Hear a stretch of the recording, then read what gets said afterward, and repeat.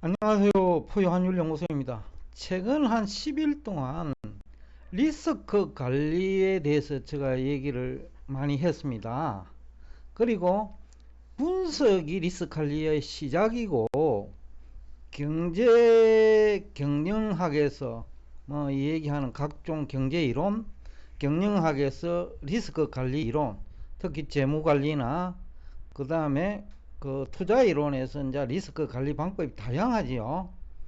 그런데 분석이 잘못되면 리스크 관리는 무용지물이다. 즉 경영학 리스크 관리 그 방법이나 투자론에서 얘기하는 리스크 관리 그 방법이 분석에 실패하면 그 교과서 이론조차도 그 설득력을 잃는다는 얘기예요. 그래서 오늘도 제가 이제 분석에 대한 얘기를 하는데, 최근에 이제 미국 증시가 고용 부진 때문에 큰 폭 하락했다라는 얘기를 많이 하죠. 포유 환율 연구소도 이것이 이제 이유 중에 하나라는 얘기는 하는데, 그렇다면 이제 이 문제만, 즉 고용 부진 문제만이 미국 주가 하락 요인이냐, 아니면 다른 요인이 있느냐라는 거죠. 뭐 금리도 있을 수 있고, 최근에 시장 금리는 내리는데 주가가 하락하거든요.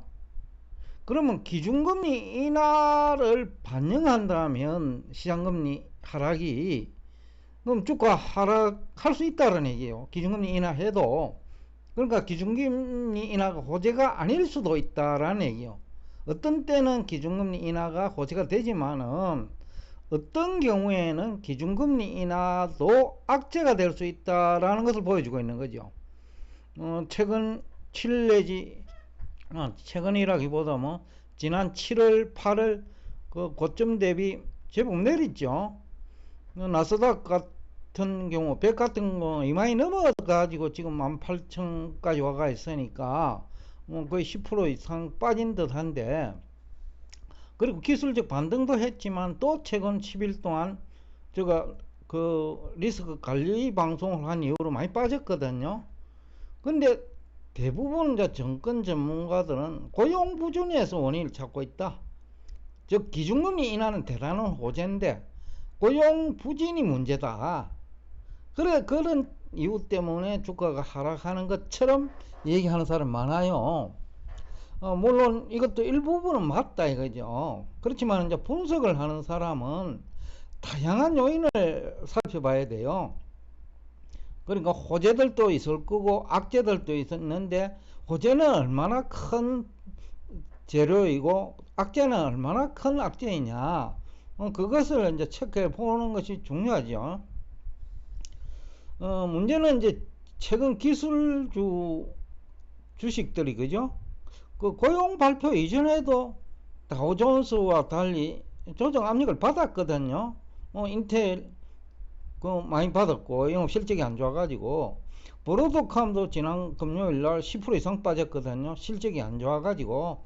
그러니까 고용 부진이 실적하고도 관련이 있지만은, 그러나 고용은 아직도 증가하고 있다라는 측면에서 실업률과 같이 봐야 되는 것도 있고, 또 영업 실적이 좋으면 고용 부진에도 불구하고 또 주가는 그렇게 많이 빠지지 않을 수 있다라는 얘기도 되거든요. 근데 이제 포유 환율 연구소가 보기에는 경제학자도 접근 방법에 문제가 있고요.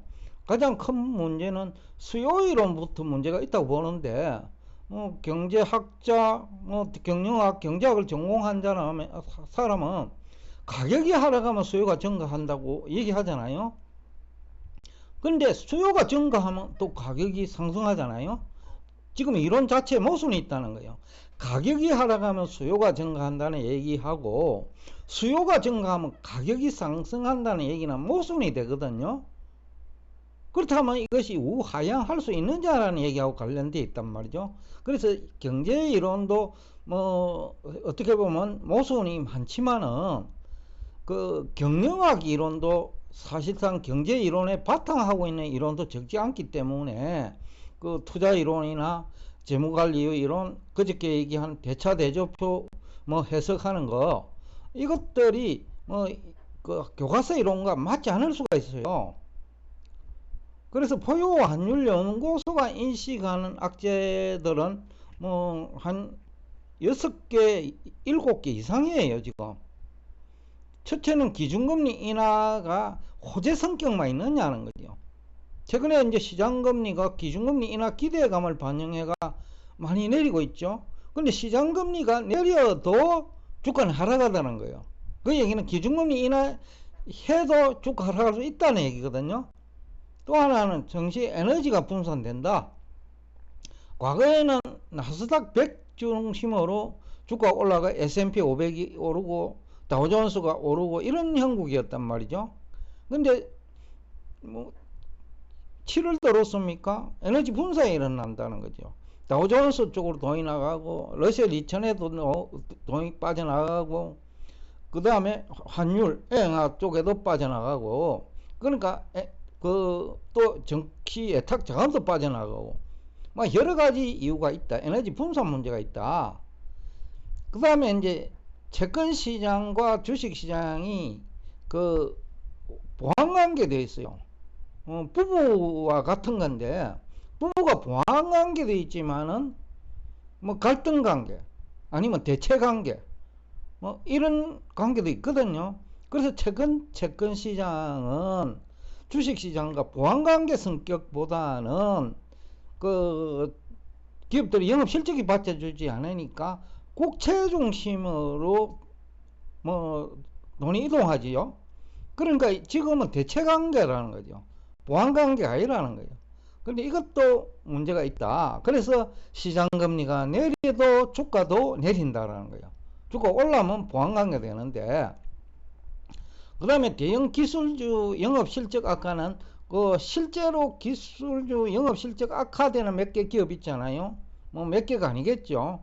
지금 뭐 상당한 기업이 실적 악화에 직면해가 있는데 근데 이런 실제 그 해당 기업만의 문제는 아니에요. 다른 기업에도 영향을 준다는 거죠. 대형 기술주하고는 뭐 작은 중소기업 또 아니면 뭐 규모가 비슷한 관련 기업끼리 서로 영향을 주잖아요. 그런 측면도 우리가 악재로 인식할 때가 됐다라는 거고, 그 다음에 영업 실적뿐만 아니라 영업 외 실적에도 지금 영향을 주거든요. 그러니까 그것도 같이 체크를 해야 돼. 그것도 악재라는 거예요. 그 다음에 최근에 들어와 가지고 공매도도 증가할 거고 인버스 투자도 증가하죠.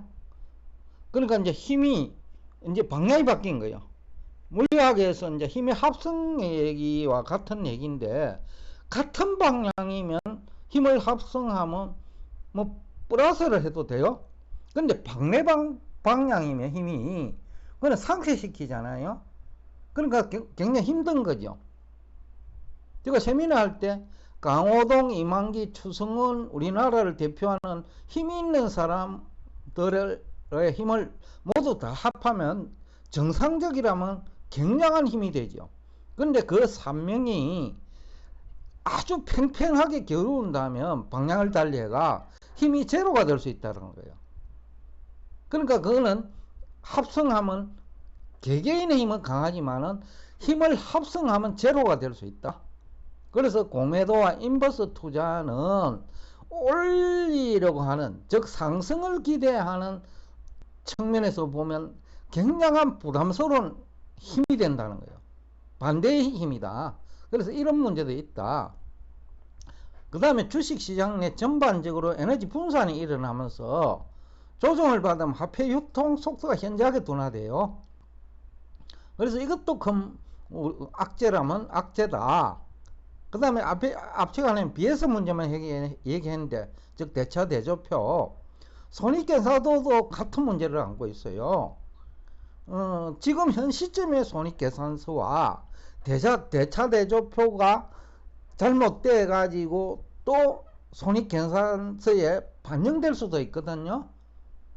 그러니까 대차 대조표 유동자산 유동부채도 크로스 체크해야 되고, 대차 대조표 고정자산과 또 유동자산도 크로스 체크해야 되고, 또 고정부채와 고정자산도 크로스 체크해야 되고, 자산과 부채도 같이 크로스 체크해야 되는 문제가 있지만은 대차 대조표와 손익계산서도 함께 크로스 체크를 해야 된다.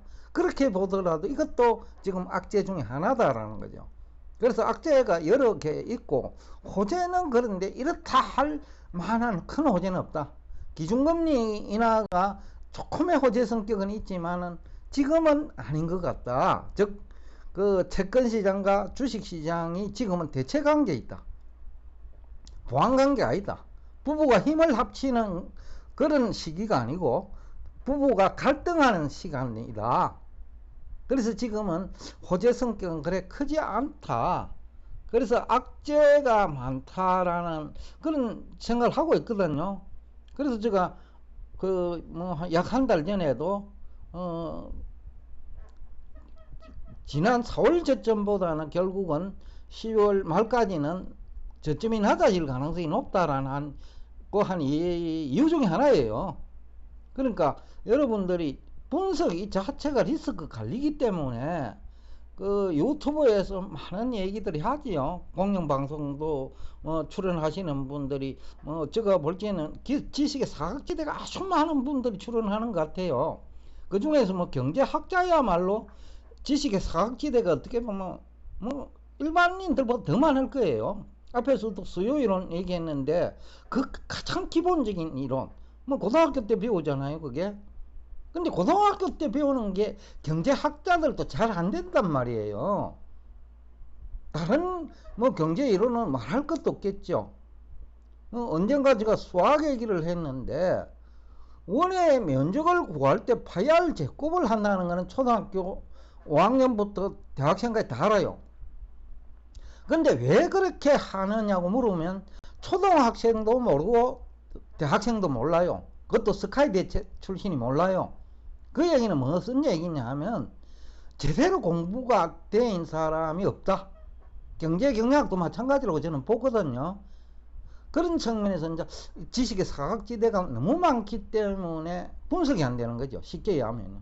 그래서 지난 2021년부터 지금까지 대부분의 경제 경영학 전공한 사람도 아니면 학자들도 이 분석이 제대로 안 되고 있다. 뭐 경영학 박사 중에 또 경영학 교수 중에 테슬라 얘기하는 걸 제가 몇 번 들었거든요. 근데 기본을 모른다라는 거예요. 그분이 경영학을 전공한 갖고 경영학 교수 같기도 하고 경영학 박사인 것 같기도 한데 주가 결정 원리도 모르고 리스크 관리에 대해서도 모르고 그런 인식을 받았거든요.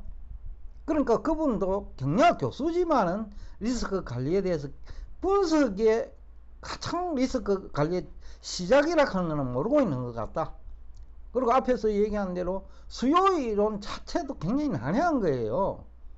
제가 한국은행 강의하면서도 이 얘기를 하니까 그제서야 알아듣는 사람이 있더라니까요. 그래도 거기에 뭐 그래도 스카이대 출신의 에리트들이 많이 그 취업하는 장소가 한국은행인데도 또 박사들도 많아요. 그런데 잘 안 되고 있다라는 거죠. 그런 측면에서 우리가 분석의 중요성도 오늘 얘기했지만은 공부하는 방법도 늦었지만 고쳐야 돼요. 무턱대고 교과서 이론이 옳은 건 아니에요. 왜냐면 사회과학은 시대가 바뀌면, 즉 환경이 바뀌면 그 이론도 바뀔 수가 있거든요. 결국 보편 타당한 그 이론이 달라질 수 있다라는 거예요. 환경이 바뀌면. 즉 근본위 제도 시대하고 종이화폐 시대는 그 환경이 다르잖아요. 그러니까 화폐부터 시작해서 교과서 이론을 암기해 가지고 접근하면 해석이 안 되는 거예요. 다른 분야도 마찬가지일 거예요. 물리학과 뭐는 좀 다르다. 자연과학하고는 사회과학은. 그런 측면에서 우리가 한번 접근을 해보고, 그리고 이제 가장 핵심은, 즉 리스크 관리 핵심은 분석이다. 오늘도 그래서 미국 증시가 부진한 이유가 고용 문제 때문이다. 그것만 있냐? 아니면 다른 이유도 있나? 보유환율연구소 입장에서는 다른 이유도 적지 않다. 그렇기 때문에 기준금리 인하 기대감이 결국 그 시장 악재 때문에 기준금리 인하를 하기 때문에, 또 기준금리 인하를 하면 채권시장과 주식시장에서 갈등 관계가 노출됐기 때문에 이것이 결코 호재로만 볼 수 없다 라는 얘기를 하면서 오늘 여러분과 대화를 여기서 끝내겠습니다. 오늘도 끝까지 경청해 주셔서 대단히 감사합니다.